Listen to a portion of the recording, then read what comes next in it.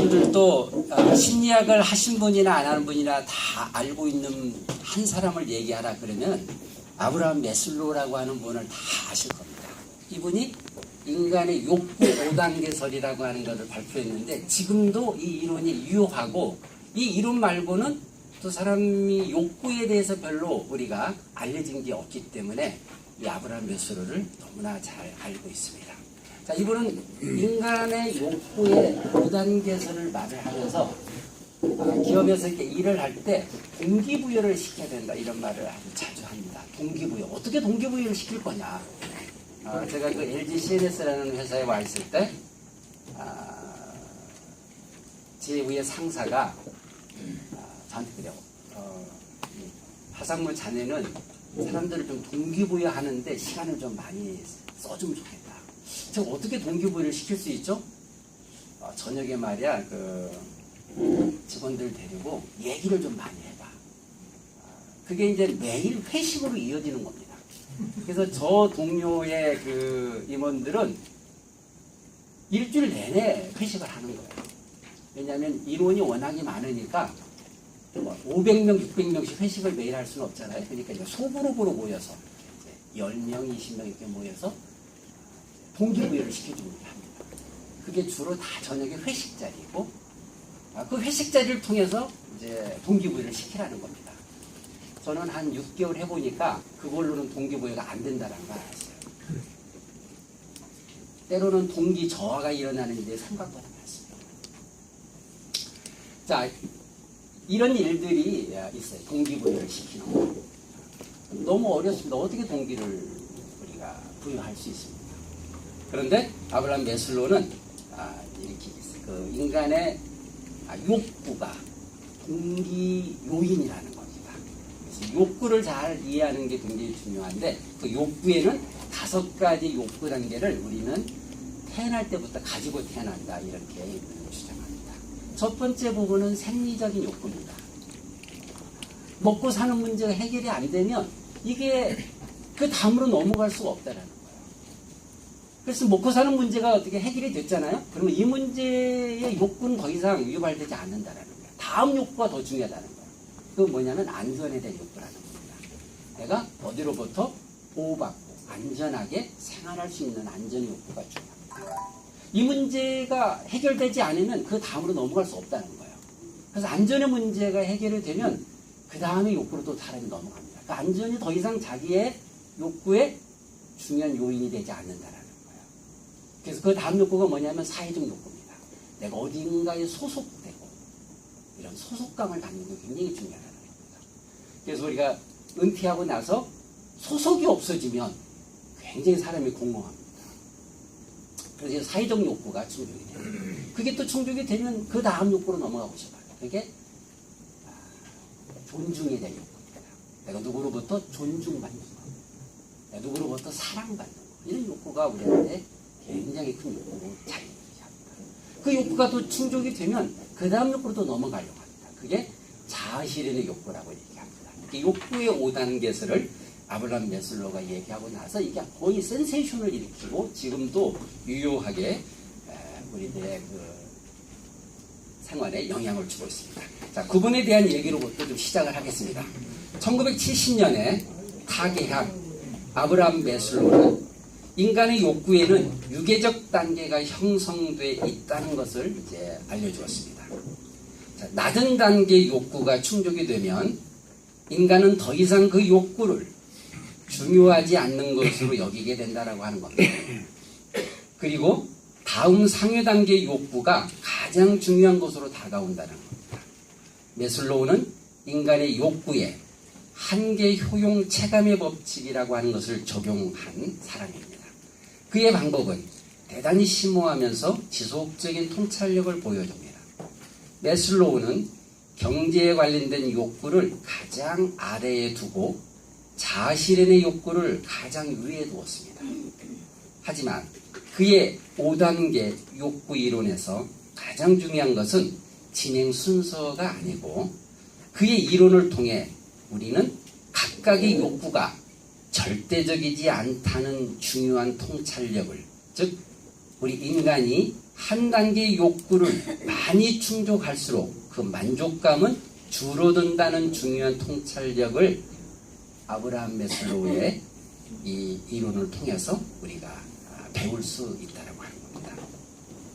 또 다른 한편으로는 메슬로우는 욕구를 충족한 다음에는 그 욕구의 성격이 변한다는 사실을 인식하지 못한 또 한계가 있었습니다. 인간이 경제적 욕구를 충족하면, 즉 다음에 식량을 얻기 위해 다른 모든 인간의 욕구와 가치에 복종해야 할 필요가 없어지면 더 많은 경제적 보상을 확보해도 충족감이 줄어드는 것이 인간의 마음이라는 겁니다. 이것은 경제적 보상의 중요성이 감소한다는 뜻이 아니라 오히려 경제적 보상의 긍정적 인센티브 제공 능력은 줄어드는 반면 불만, 실망감은 현저히 증가한다라는 겁니다. 한 단계 욕구가 충족된 순간 그 욕구의 보상 능력, 동기부여 능력은 빠르게 감소한다는 겁니다. 하지만 억제 능력과 불만 확대, 그리고 동기 저하 요인으로 작용할 수 있는 능력은 급격히 증가합니다. 이게 사람의 개개인별로 일어나는 욕구입니다. 그래서 월급이 문제가 될 때는 월급을 많이 주면 모든 문제가 해결되는 것처럼 우리가 정책을 수립합니다. 근데 그 월급이 어느 정도의 유복감이 해결되면 그 다음에 기대는 더 큰 기대가 사람들한테 주어지기 때문에 그 기대를 만족시키지 못하면 바로 업무 생산성에 문제를 일으키는 상태가 됩니다. 돈은 많이 줬는데 왜 옛날처럼 이렇게 좋은 결과가 안 나올까? 경영자들이 이런 고민에 빠지게 되는 거죠. 거기에 메슬로우가 이런 얘기를 했습니다. 이 메슬로우가 이런 욕구 단계에서를 발표하고 난 다음에 프레드릭 허즈버그라고 하는 그분이 또 다른 연구를 내놨습니다. 맨 위에 보시는 데인데 제가 한번 읽어보겠습니다.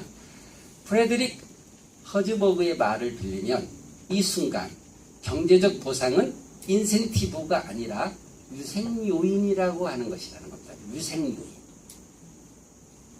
유생요인이란 만족의 반대가 불만족이라고 우리 생각하는데요. 만족의 반대는 불만족이 아닙니다. 만족과 불만족은 별도로 존재하는 만족 수준을 높여주는 요인을 동기 요인이라 하고 불만족 수준을 낮춰주는 요인을 유생 요인이라고 정했습니다. 다시 말씀드리면 동기 요인이란 만족을 올려주는 그런 요인이 동기 요인이라면 유생 요인은 불만족을 줄여주는 요인이 유생 요인이라고 하는 겁니다. 이 두 개는 서로 다른 거라는 거예요. 만족의 반대가 불만족이 아니라는 겁니다. 자, 유생 요인은 주로 급여, 근로 조건, 고용 안정, 정책이나 경영 방식 등과 관련된 것으로서 허즈버그는 그 직무 불만족 요인은 유생 요인을 먼저 제거한 다음에 직무 만족을 추구해야 조직의 성과를 높일 수 있다고 그렇게 주장했습니다. 즉 다시 얘기하면요, 동기 요인을 높이려면 유생 요인에 방해가 되는 것들을 먼저 해결하고 나서 그 다음에 동기 요인을 높여줘야지 업무 생산성이 올라간다, 이런 사실을 밝혀낸 겁니다. 자, 이러한 유생 요인을 적절히 관리하지 못해서 경제적 보상에 대한 불만이 발생한다면 이것들은 조직의 성과를 제약하고 그 다음에 조직의 한계를 이제 만들어내는 요인이라는 겁니다. 자, 이것은 메슬로우의 5단계 욕구 모두에 적용된다는 사실을 우리는 잘 알고 있습니다. 한 단계 욕구가 충족되는 순간 그 욕구의 보상 능력과 동기부여 능력은 빠르게 감소한다라는 겁니다. 하지만 억제 능력과 불만 창출 능력, 그리고 동기 저하 요인으로 작용할 수 있는 능력은 급격히 증가합니다. 그래서 사람을 다루는 게 쉽지 않습니다. 굉장히 어렵습니다. 아마 여러분들의 기업에서도 이런 문제에 직면하고 있는 대표님들이 여러 분 계실 거예요. 근데 경영자가 무식하면 안 됩니다. 이런 걸 무시하고 말이야. 사람은 이렇게 해야 돼. 자기 나름대로 편견과 아주 잘못된 시각으로 사람을 대하려고 하는 이런 일들이 많습니다. 킹덤 컴퍼니를 추구하는 우리 경영자들이 단순히 예술을 현장에서 전파하는 것만이 목적이 아닙니다. 그 사람을 만족시키고 그 다음에 그 사람이 이 일을 통해서 자기의 어떤 삶의 의미를 되찾고 이렇게 만들어주는 것이 굉장히 중요합니다. 그 안에 예수 그리스도가 있는 겁니다. 그러니까 이런 면에 대해서 우리가 오늘 말씀을 드리는 게 조금 이론적이고 뭐 학교에서나 얘기하는 걸로 생각할 대표님들이 행여나 있을까봐 제 말씀을 드리는데 절대 그렇지 않습니다. 너무 무식한 것이 요즘의 탈입니다. 이런 거에 대해서 관심이 없어요. 그 얘기를 한번 마무리를 피터 드러커의 시각으로 다시 한번 보도록 하겠습니다. 자, 경영자라 하는 거는 일의 생산성을 부여하고 근로자의 목표 성취를 가능하게 해주는 해법을 마련하는 이런 역할이 아주 중요한 역할입니다. 그것이 안 되면 적어도 조정 방안이라도 마련해야 하는 것이 경영자가 해야 될 일입니다. 경영자는 이런 해법 마련을 위한 요구 조건이 무엇인지부터 이해할 필요가 있습니다. 지난 경제 성장 시기를 거쳐오면서 우리가 알든 모르든 우리 안에 형성된 관행을 그대로 답습해 나가는 경영자는 결코 성공할 수가 없습니다. 하나님의 나라를 이 땅에 확장하기를 소원하는 경영자는 빠른 시일 안에 새로운 접근 방법, 새로운 원칙, 새로운 방법을 개발할 필요성을 느끼지 않는다. 이게 피터 드러커가 우리한테 묻는 질문입니다. 이거는 50년 전에 피터 드러커가 그의 책 매니지먼트에서 말을 해놓은 겁니다. 50년 전입니다. 50년 전. 이 얘기를 하는 게. 지금 우리 현실을 돌아보면 지금 우리한테 하는 말과 다를 게 없다. 우리가 얼만큼 경영을 하면서 이런 부분에 대해서 이해가 부족한지 아주 기본적으로 상식 수준에서 그 사람들을 경영하려고 하는 건 아닌지 이런 생각이 좀 들었습니다. 자, 오늘의 그 토론 질문과 내용에 대해서 다시 한번 말씀드릴게요. 질문은 자, 동기 요인이라는 게 우리 아까 배웠죠. 동기 요인은 뭐였죠? 우리의 만족을, 근로자의 만족을 높여주는 요인들입니다. 유생 요인은 뭡니까? 불만족 요인을 낮춰주는 거. 그렇죠. 불만족이 우리는 커지는 거예요. 그 요인을 낮춰주는 거. 이 두 개는 서로 별개라고 하는 것이 처법의 주장입니다. 자, 이 두 개에 대한 경영자의 역할에 대해서 한번 진솔하게 얘기를 나눠보기를 원합니다. 두 번째, 우리가 나누기만 하고 하면 안 되니까 오늘의 적용 포인트는 무엇이 있는지를 한번 함께 토론해봤으면 좋겠습니다. 자, 오늘도 수고해줄 각 소그룹의 리더분들을 소개하겠습니다. 잠깐 자리에서 일어나 주시겠습니까? 박수로